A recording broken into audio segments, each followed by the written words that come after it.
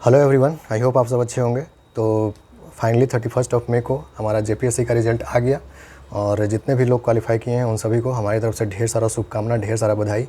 उम्मीद करते हैं आप अपने लाइफ में, अपने कैरियर में जहाँ भी रहेंगे ऐसे ही एक्सेल करेंगे। So congratulations once again to all of you.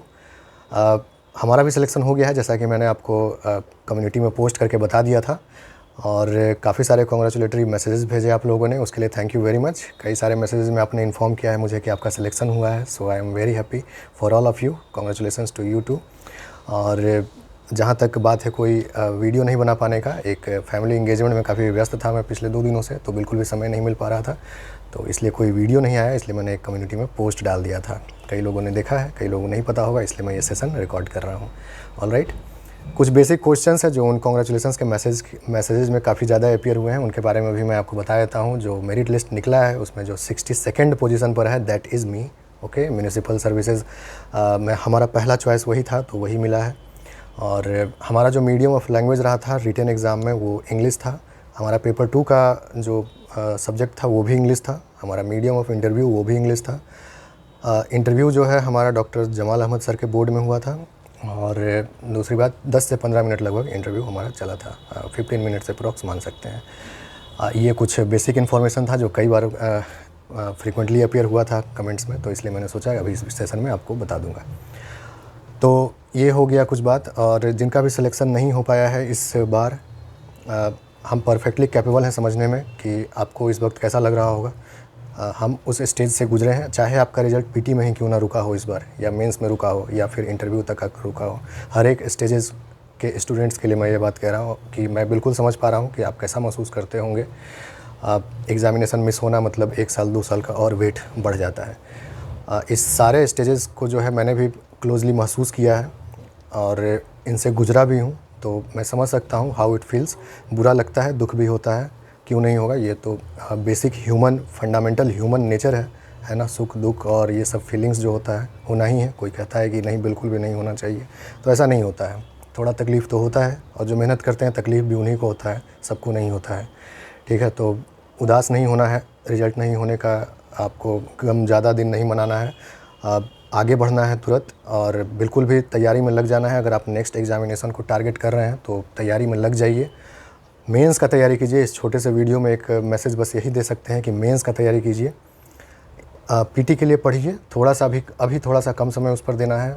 1-2 घंटे अगर आप निकाल कर दे पा रहे हैं तो अच्छी बात है, नहीं तो बल्क ऑफ द टाइम जो है आपका वो मेंस का तैयारी में जाना चाहिए। मेंस जो है एक बहुत ही मतलब सिंगल मोस्ट इंपॉर्टेंट फैक्टर है आपका एग्जामिनेशन डिटरमाइन करता है, मतलब ये डिटरमाइन करता है कि आपका एग्जामिनेशन इस बार होने वाला है या नहीं होने वाला है। ठीक है, बाकी फैक्टर्स जो है थोड़ा सा सेकेंडरी होता है। तो मेंस पर विशेष फोकस रखिए, अच्छी अच्छी किताबें पढ़िए, बुक लिस्ट, रिसोर्सेज, हर कुछ यहाँ पर इस चैनल पर डिस्कस किया हुआ। एक फ्रेश स्ट्रैटेजी बोलिएगा तो फिर से मैं डिस्कस कर दूंगा अगर आप चाहते हैं तो, बट हर इंडिविजुअल अलग होता है, सबके लिए अलग अलग स्ट्रैटेजी नहीं बताया जा सकता। बट फिर भी अगर आप रिक्वेस्ट करेंगे तो कुछ ना कुछ मैं आपको एक रास्ता दिखाने का प्रयास ज़रूर करूँगा। यहाँ पर बेसिकली मैं काम भी वही करता हूँ। बहुत ज़्यादा रिसोर्सेज या मटेरियल तो हमारे पास नहीं होता है आपको प्रोवाइड करने के लिए, लेकिन कहीं ना कहीं अगर आपका 10 से 15 मिनट में समय लेता हूँ तो हमारा टारगेट होता है कि आपको कुछ ना कुछ ऐसा बात ज़रूर सिखा कर जाऊँ जिससे कि आपका जो ये सिविल सर्विसेज प्रिपरेशन का जो जर्नी है ये थोड़ा सा सुगम हो जाए, थोड़ा सा स्मूथ हो जाए, और आपका कन्फ्यूज़न, कोई ना कोई कन्फ्यूज़न यहाँ पर मैं दूर करने का प्रयास करता हूँ। तो मैसेज यही है आपके लिए, जिनका भी रिजल्ट नहीं हो पाया प्लीज़ मेंस का तैयारी कीजिए। तो मेंस जब तक अभी पर्टिकुलरली नोटिफिकेशन या थोड़ा सा अंदाज़ा नहीं लग जाता है कि प्रीलिम्स का एग्ज़ाम कब हो सकता है, तब तक जो है आप मेंस का तैयारी करते रहिए। एक बार जब प्रीलिम्स का थोड़ा सा डेट नज़र में आ जाता है कि कब होने वाला है, तो फिर पूरी तरह से फोकस्ड हो जाना है प्रीलिम्स पे। ठीक है, मैं आप लोगों को इस चैनल पे वीडियोस बनाता रहूँगा। ये भी एक काफ़ी फ्रीक्वेंटली पूछा हुआ क्वेश्चन था, उसके लिए टेंशन मत लीजिए। इनफैक्ट मैं कल से ही या परसों से आपको जो है इकोनॉमिक सर्वे थोड़ा सा करवा दूंगा। 4-5 चैप्टर मैं बता दूंगा, आपको सिखा दूंगा, जो कि हमारा टारगेट होता है कि कैसे करना है, पीटी के लिए क्या इंपॉर्टेंट होता है, मेंस के लिए कैसे हम पॉइंट्स को उसमें से पिकअप करके और अपने आंसर में इनकॉर्पोरेट कर सकते हैं। ये सब बात जो है मैं थोड़ा 4-5 चैप्टर आपको पढ़ा कर जो है इसके बारे में बता दूँगा। उम्मीद है तब तक आप सीख जाएंगे, फिर आप बाकी चैप्टर्स खुद से कर लेंगे। ठीक है, और इंपॉर्टेंट चीज़ें करना होता है, बहुत ज़्यादा वो डॉक्यूमेंट तो काफ़ी मोटा होता है, उसको उतना पढ़ने की जरूरत नहीं होता है। तो थोड़ा सा 1-2 सप्ताह हम इकोनॉमिक सर्वे करेंगे, ज़्यादा टाइम नहीं होता है हमारे पास भी, तो आप समझ सकते हैं बहुत कुछ मैं नहीं कर पाता हूँ यहाँ पर, बट मुझे जो इंपॉर्टेंट लगता है वो मैं समय समय पर आपको बताता रहूँगा, उसके लिए आप निश्चिंत रहिए। तो ये एक बात हो गया हमारा अवेलेबिलिटी को लेकर इस चैनल पर, तो कंटिन्यू रहेगा, उसके लिए आपको टेंशन लेने की ज़रूरत नहीं है। और जिनका भी रिज़ल्ट नहीं हुआ है, मैं अगेन ये बात कह रहा हूँ आपको कि प्लीज़ इस बात को अब पीछे छोड़कर आगे बढ़ने का समय है। मेंस का तैयारी अच्छे से कीजिए। फिर से कुछ चीज़ जो है हमारे कंट्रोल में होता ही नहीं है, तो उसके बारे में ज़्यादा पॉन्डर करने का कोई मतलब नहीं बनता है। एग्ज़ामिनेशन, जो भी सिंसियर कैंडिडेट होते हैं, जो भी मेहनती कैंडिडेट होते हैं, देखिए उनका रिज़ल्ट अगर रुकता है तो सिर्फ पढ़ाई और नॉलेज ही एक फैक्टर नहीं होता है, उसका तो कोई कमी है ही नहीं। मेहनत, परिश्रम और आप कह सकते हैं आपका नॉलेज, ये तो मतलब सबसे लास्ट में डाउट होगा कि आपके पास ये नहीं है, ये तो बिल्कुल होगा ही होगा आपके पास, इसमें कोई दो मत नहीं है। कई सारा फैक्टर्स होता है जो कि हमारे कंट्रोल में होता है, जिसको हम सुधार सकते हैं आने वाले समय में, और कई सारा फैक्टर्स होता है जिसको हम नहीं सुधार सकते हैं या उसमें हम कुछ नहीं कर सकते हैं, उसको लक फैक्टर कहते हैं, ठीक है। तो वो हमारे हाथ में नहीं होता है, उसके बारे में कम सोचना है। जैसे किस बारे में कम आप सोच सकते हैं, जैसे कि लैंग्वेज पेपर के बारे में, कि इसमें हमारा इसमें जो है मार्किंग स्कीम कम हुआ है, उसमें ज़्यादा हुआ है, ठीक है। पता चला अगले साल आप वो ले लिए, उसमें कम हो गया, इसमें ज़्यादा हो गया। ये सब हमारे हाथ में नहीं होता है। एक बार अच्छे से डिसाइड करके कोई एक लैंग्वेज पेपर पकड़ लीजिए और पूरे विश्वास के साथ उस पर बने रहिए, ठीक है। दूसरी बात, कोई चीज़ जैसे कि हम कुछ रिवाइज़ करके जाते हैं, अगले दिन एग्ज़ाम में अपीयर हो जाता है, ये होता है गुड लक। नहीं अपीयर हुआ तो बैड लक हो गया। हालांकि जो नहीं हमने रिवाइज़ किया है वो भी हमें कुछ ना कुछ आता ही होगा, तो हम लिख कर तो आते ही हैं, लेकिन उतना अच्छा नहीं लिख पाते हैं जितना अच्छा हम वो लिख पाते हैं जो हम रिवाइज़ करके आए हैं। तो ये हो गया फिर लक की बात। इन सब बारे में ज़्यादा नहीं सोचना है, ये सब सबके साथ लगा रहता है। हम लोग सब इस चीज़ को झेले हैं कभी ना कभी पास्ट में, और इनफैक्ट पास्ट में क्या, इस बार भी झेलना पड़ा था कई क्वेश्चंस में। अभी डिस्कस करेंगे आगे, आपको थोड़ा सा एक्सपीरियंस भी बताएंगे अपना, कहाँ कहाँ पर जो है हमने भी गलती किया एग्ज़ामिनेशन में, चाहे वो मेंस का एग्ज़ामिनेशन हुआ या इंटरव्यू में। इनफैक्ट मैं जो है सो कई सारा सजेशंस दिया करता था, बट मैं खुद एक सजेशन बहुत इंपॉर्टेंट भूल गया था वहाँ पर।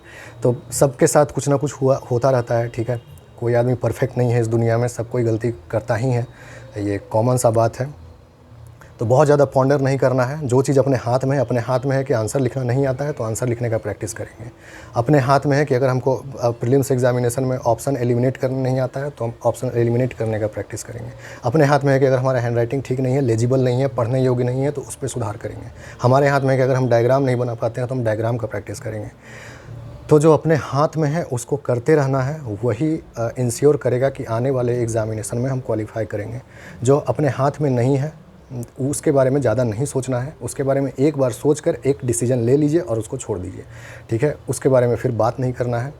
और एक छोटा सा मैसेज और कि प्लीज़ किसी भी प्रकार के नेगेटिविटी से दूर रहिए। डेली अगर आप किसी प्रकार का नेगेटिविटी में इन्वॉल्व होंगे तो आपका पर्सनैलिटी धीरे धीरे अल्टर हो जाता है, धीरे धीरे जो है वो अफेक्ट होता है आपका पर्सनैलिटी, और वो जो है सो इमीडिएटली नहीं पता चलेगा, लेकिन काफ़ी टाइम बाद जो है वो समझ में आता है। तो इसलिए नेगेटिव बिल्कुल नहीं होना है, पॉजिटिव रहिए और तैयारी में आगे बढ़ते रहिए। हम उम्मीद करते हैं और विश करते हैं, प्रे करते हैं कि आपके साथ भी आने वाले समय में अच्छा होगा। बाकी जितने भी कैंडिडेट्स क्वालिफाई किए हैं उन सभी को once again congratulations to all of you. जो भी क्वालिफाई किए हैं उनसे तो जल्दी मुलाकात होगा कहीं ना कहीं पर। तो अच्छा कीजिए आप लोग आगे, और हम लोग भी यहाँ पर प्रयास करेंगे कि आप जो है अपने पढ़ाई का जो कह सकते हैं आपकी जर्नी है उसको जो है सो थोड़ा सुगम बना सकें, ठीक है। तो फिर मिलते रहेंगे, इकोनॉमिक सर्वे करते हैं हम लोग, ठीक है। थोड़ा सा उस पर काम करेंगे अगले 1-2 सप्ताह तक। Okay then, thank you very much.